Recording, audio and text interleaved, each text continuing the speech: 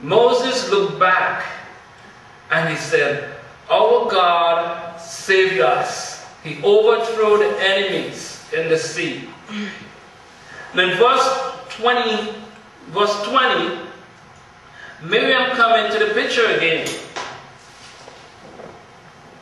After Moses had done this with all Israel, and Miriam, the prophetess, she's known here as a prophetess, the sister of Aaron, took a tambour in her hand, and all the women went out after her with tambours and with dance. And Miriam answered them, sing ye to the Lord, for he hath triumphed gloriously. The horse and his rider hath he thrown into the sea.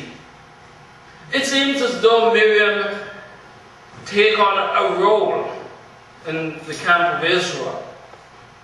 Here is my brother working for the Lord, working for his people. Here's Miriam, the one who saved her brother, and without her help, he won't be where he was. And so, Miriam, did she exalt herself here? I'm not saying that. Or who made her a prophet? Was she a prophet? The verse is saying, Miriam the prophetess.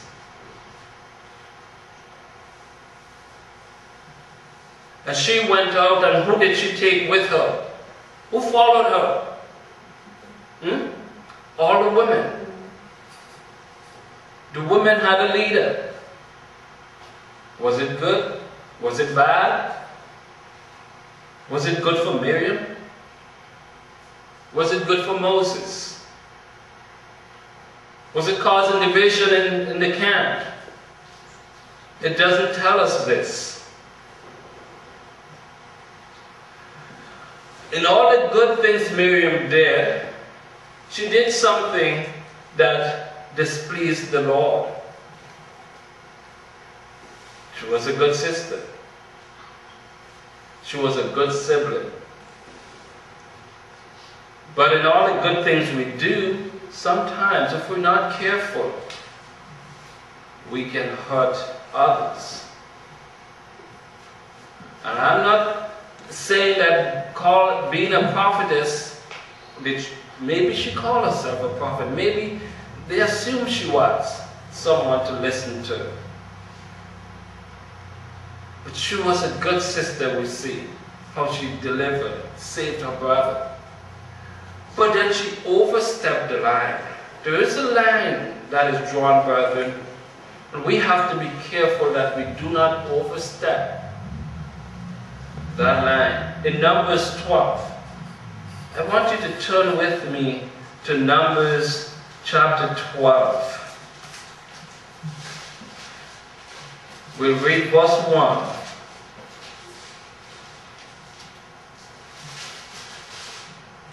And Miriam and Aaron spake against Moses because of the Ethiopian woman whom he had married, for he had married an Ethiopian woman.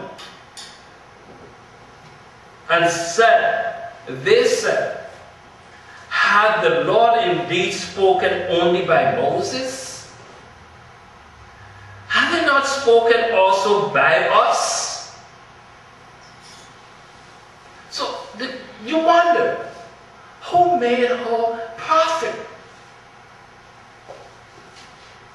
Did she take upon herself? Here she's asking a question. She's upset that the man chose a woman, this Ethiopian woman, to be his wife. She didn't like the idea. Who told him to marry an Ethiopian woman? And if the Lord told him, how come he didn't tell us? Is he only speaking to Moses? What's going on here?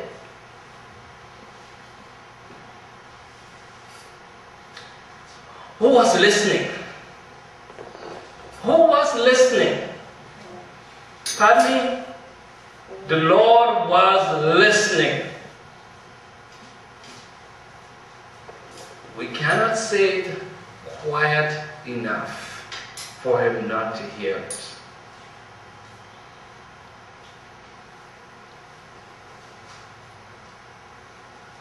The Lord heard it, brethren. Did the Lord react? If he did, how did he react? Did it please him or did it displease him? And you know, sometimes you wonder why certain things are written in the Bible. Why not positive things only? Well, there is positive even in negative things. There you can find positive things.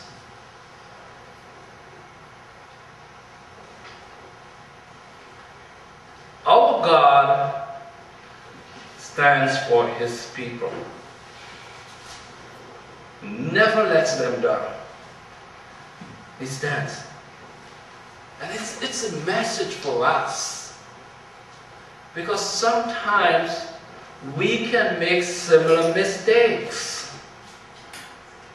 As we studied this morning, transform. It's a reminder, we have been transformed. And these things are written here for our learning and for our own admonition,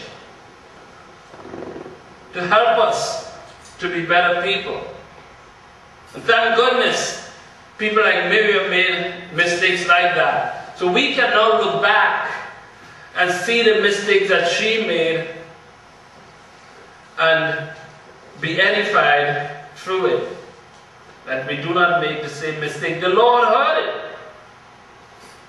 Moses in verse 3 says, was very meek above all the men which were upon the face of the earth.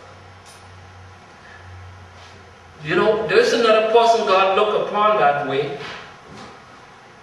When the devil attacked Job, Job said, God said, there isn't another man on the face of the planet like Job. And you want to move me against him. And so he said, there isn't another man like Moses, meek.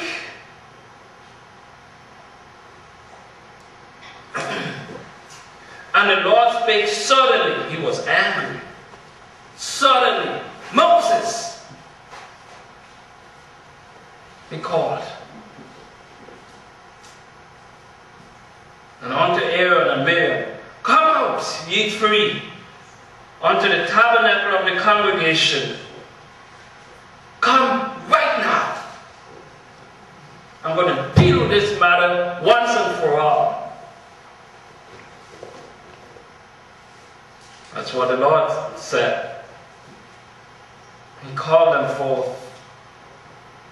They came.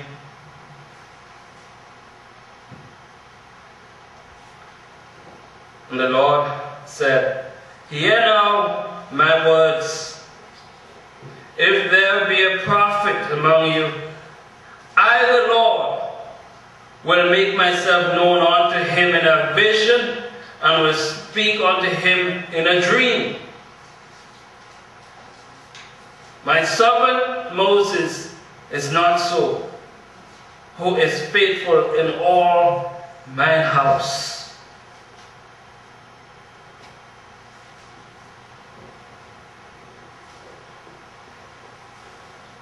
The Lord really did love this man.